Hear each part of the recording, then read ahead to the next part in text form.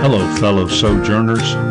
I'm your host, Dave Layton, and welcome to Travel with a Purpose, a podcast designed to keep sojourners and friends informed, entertained, and inspired.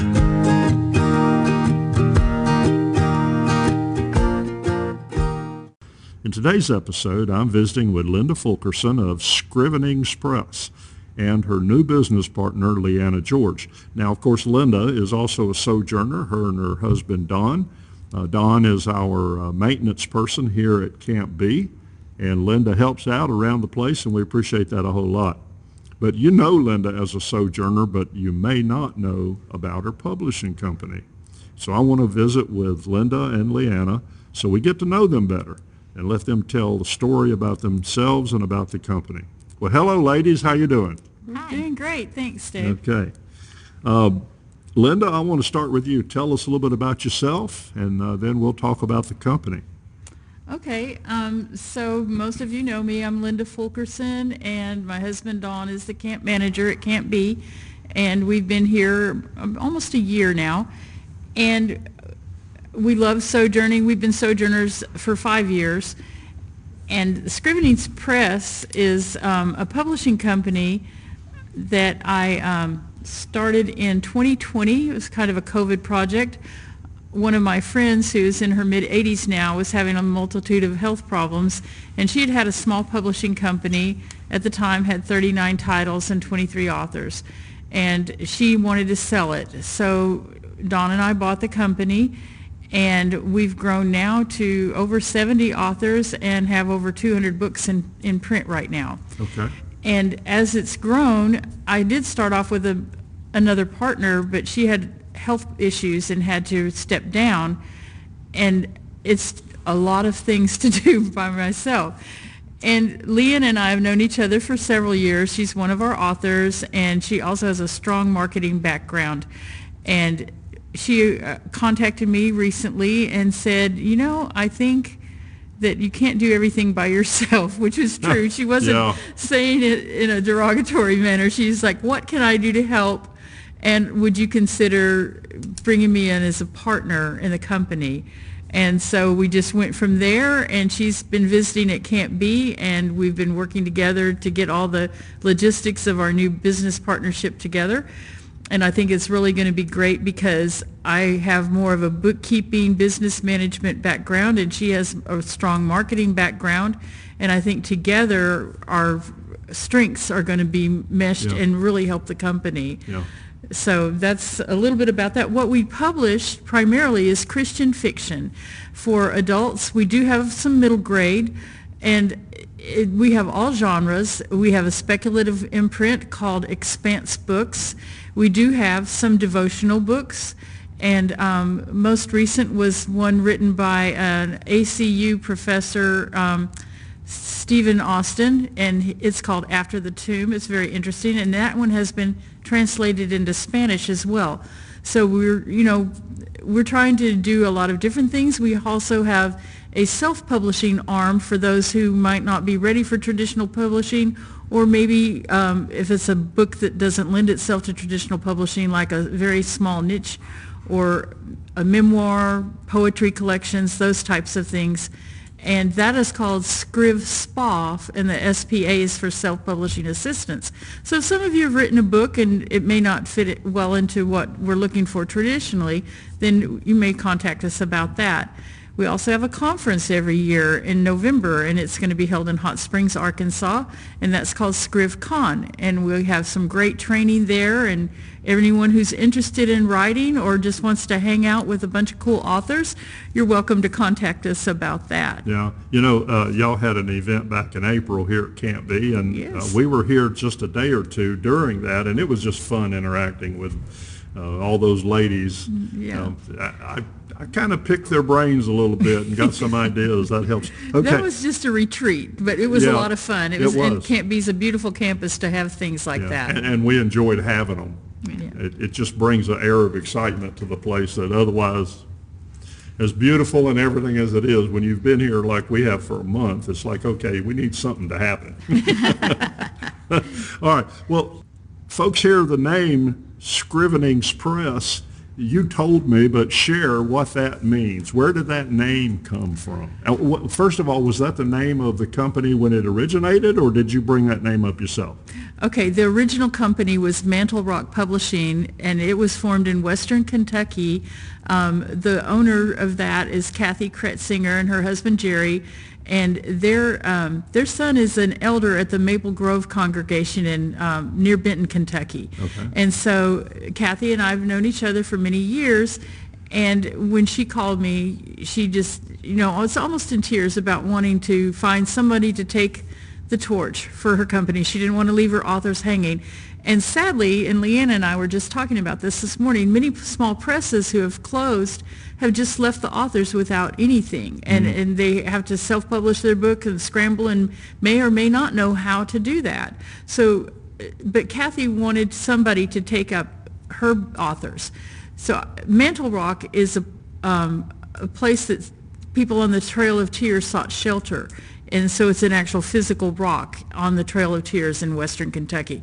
So I'm located primarily in Arkansas, so I'm not going to use that company. And other friends of mine who have relaunched companies started with a new name. So I talked to a couple of other, I've been in the publishing industry, especially in Christian publishing, for, I don't know, since about 2002.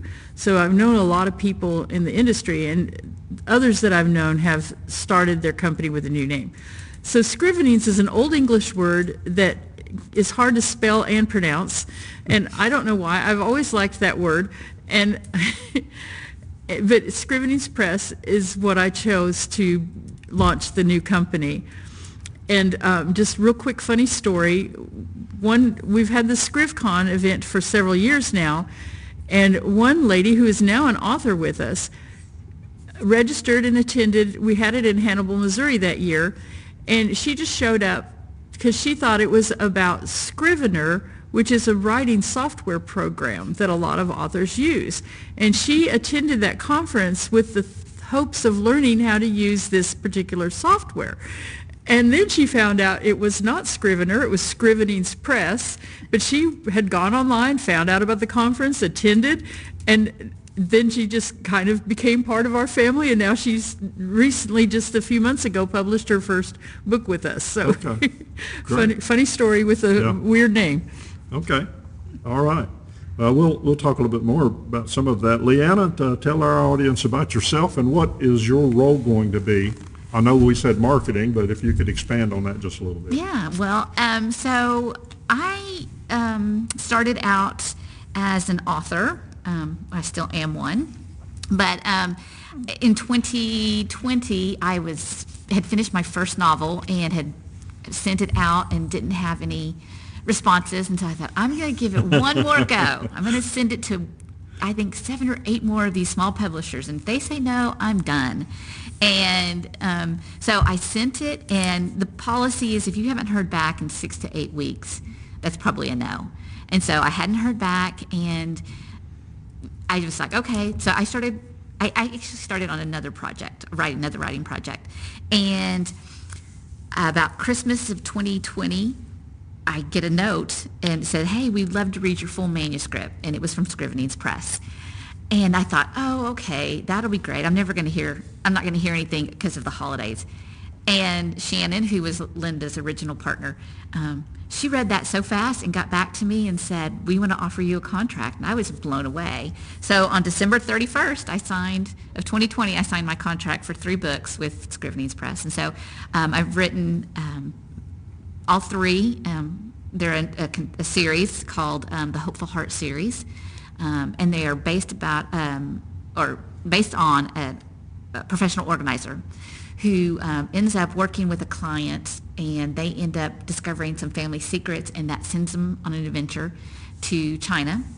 And so the series continues throughout for that same main character.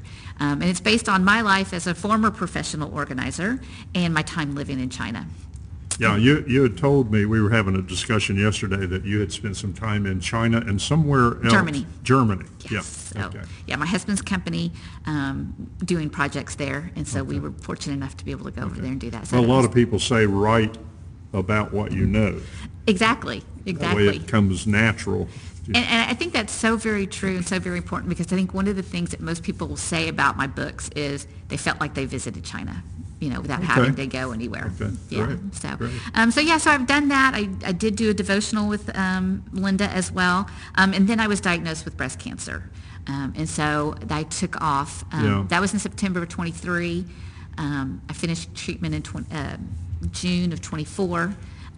And so my brain wasn't quite ready to get back into it. That chemo we battled during that same period. I know about that brain. Yeah, that chemo brain is a real deal.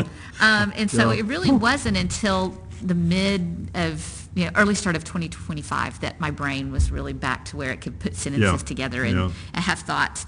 And so then I started doing that. But like I said, around the time we came here to Camp B for that writing retreat, I just felt like God placed it upon my heart to pray for Linda. And so that's what I had been doing, just been really praying. And then just a series of events led me to call her one afternoon and say, hey, what do you think about this idea? And she was like, yes, this is what I've been praying for. And so I said, great. And so here we are. I'm on day 2 as official business partner. So I don't have our audience can't see it, but a table over here with paper and stuff, computers all over the place. So so it's I think, like Linda said earlier, I think our skill sets complement one another. So I think they're going to be really good. And so I look forward to my new role in helping get things organized back on track, and I'm really excited to work with Linda. Okay. Now you live in Houston, is that right? I do. I live in Houston. My husband and I live there since we've moved back from overseas. And so we're empty nesters, our adult grown daughters, and so I now have the freedom to pursue my interests after being a stay-at-home mom for all those years. Well, you're in the drinking from the fire hose. I truly am. Part of it right now. I truly am. Hey, by the way, any of us that have ever written a book understand rejection, and you just got to know that's going to be a part of it. And sometimes even if you've had books or other things published, you don't expect everything to always be a bestseller and a big hit. So that is very true. But it sure is exciting to get that first contract. Wow. I know. It is. And it is ingrained in my memory. I know the place. I know the people. Yeah. I remember the conversation. I remember everything about that day. I printed mine and framed it. Just like, look at there. For my own use. Sure. Okay. All right. Well, I want to switch back over to Linda a little bit, and let's just talk about you and Dawn and your role with Sojourning. Where's home when you're not on the road? You said you guys are out of Arkansas. Yes, we live right outside of Morrilton, Arkansas, and there is a sojourn there every year, usually during March, at Southern Christian Home, which is a children's home. And it's a residential facility for displaced children, and they also have a strong foster care placement and some adoptions as well. Okay. And that's in our hometown, so those who would like to see.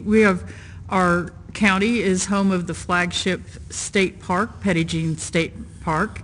So if you've never been to Petit Jean Mountain, it's beautiful, and it's right in our county. So that's where we live when we're not living at Camp B or when we're not out sojourning. Yeah. Well, as I said, Don's our maintenance guy here at the camp, so y'all do spend quite a bit of time, and thank you guys for doing that. You can see the results. Joe and Wendy Bielfeld had it. You guys took over from them and kept right on going. Last time I saw Don was in the honeycomb down there building a stage for the broadcast equipment. He's trying to take Ronnie Stewart's idea and make it happen. So Liana and I plan to go look at that soon and see what he's been up to. He's been down there working. Okay. So how long have you guys been sojourners? We applied and approved in late 2020, about the time Liana started. We had just started the company, and I thought, well, this is something we could do on the road, because publishing company, most everything is done remotely now.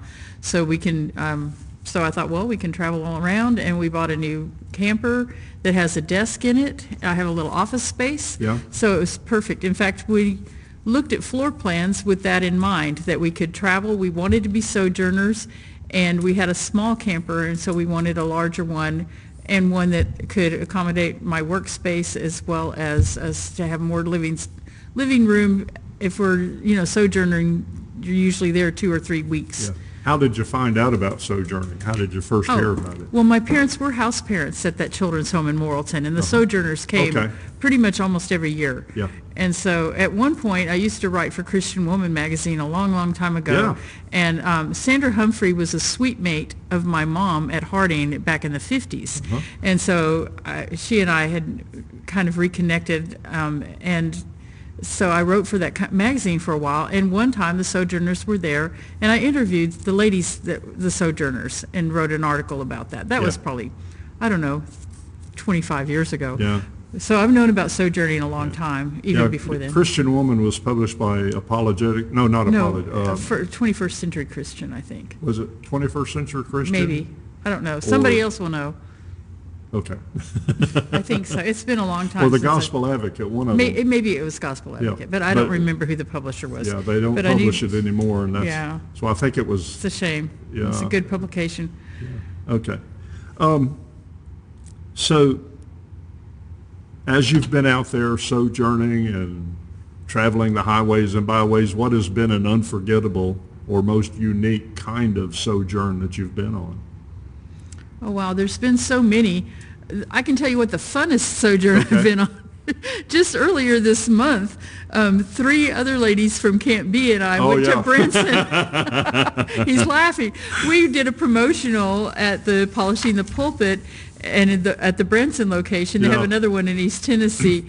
And so Miss Pat, who's the retired office manager, and Sally, who's our current office manager, and Deanna, who's the head of housekeeping, we said the Camp B ladies, and we were singing that song all the way to Branson. The Camp B ladies sing this. Anyway, I hope y'all put that all together and perform it during workshop. Oh, no. We're not going to do that. But anyway, we had a blast. It was fun. And that was probably, and we maybe had a little too much fun. We did, and there were other sojourners who met us there and also helped with the booth, and which gave us time to go do some shows and things. Yeah, I could tell from the pictures posted on Facebook that y'all were having a good time, but that's great. We did. Yeah. And that's one thing about sojourners. Some sojourners, you're going to be out there painting, cleaning, doing whatever needs to be done, sweating, or you can be in Branson. It's a variety. And you get to choose which sojourns you go on. So it's and that is fun. Promotionals are great. Yeah, I've participated in several of them, and you get to meet new people and encourage them to become sojourners, talk about our mission, all that. Okay. I always like to ask guests, our Sojourn family, what do you think of, or how do you understand our tagline, travel with a purpose? Dawn and I love to travel. We like to go to places we haven't been before. But when you travel to help someone, that just gives it more meaning. It's fun to winter in Florida. We don't really love heat and humidity, even though we're in East Texas and Arkansas. You can throw a rock into Louisiana from Camp B almost, and so, which is, I think, the most humid state, one of them anyway. So we often like to go to Ohio in the summer when it's hot and humid everywhere else, and Ohio is beautiful. We go to northeastern Ohio to the church camp up there. So if you can kind of go where the weather you like is, but when you get there, it's not about your comfort or just the beauty of the area. It's about the needs of the people and the needs of, like in Florida, it's a lot of fun to go there in the winter. We don't like winter or summer. We're kind of wimps. Dawn is not a wimp. Okay, I'm a wimp. But when you go down there in Florida, we work at the children's, there's a children's home and also a Christian school at Mount Dora, and then there's other sojourns, Weeki Wachee church camp. We like church camps, I think, is our favorite, because we know a lot of children, the first experience they have with Jesus, they might not go to a church with their friends, but sometimes the parents will let them go to camp. Yeah. And so just knowing that it's a ministry, it's that is the purpose, is to spread God's word wherever we are, to be a shining light, to be of service to others. And that's one thing we really enjoy. And when you're sitting there in the recliner at the end of the day and you can't even move, you're so tired, but you feel fulfilled because you've done a good job and helped somebody and served others. Yeah, we're glorifying God wherever we go, and everything has that spiritual dimension to it. Mm-hmm. Okay. Leanna, you want to add anything before we wrap up? No, I've enjoyed being here with all the Can't Be people that have been on around and on staff, and so it's just been, I've enjoyed being part of the devotionals and going to your Bible study, and I look forward to the supper tonight and hopefully some games. Thursday night it can't be. That's right. I'm looking forward to that. So, no, I just appreciate you taking the time to have us on your podcast. We've enjoyed having you as a guest. We really do like having folks come visit, so get to know new folks.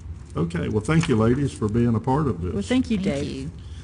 Well, thank you, folks, for listening to this podcast. If you're interested in being a guest on our podcast, or you know someone that we should have as a guest, or if you have a topic that you would like to hear more about, please email me at sojournersevangelize@gmail.com. That's sojournersevangelize@gmail.com. I'm your host, Dave Layton, and remember, we glorify God as together we travel with a purpose. Happy sojourning.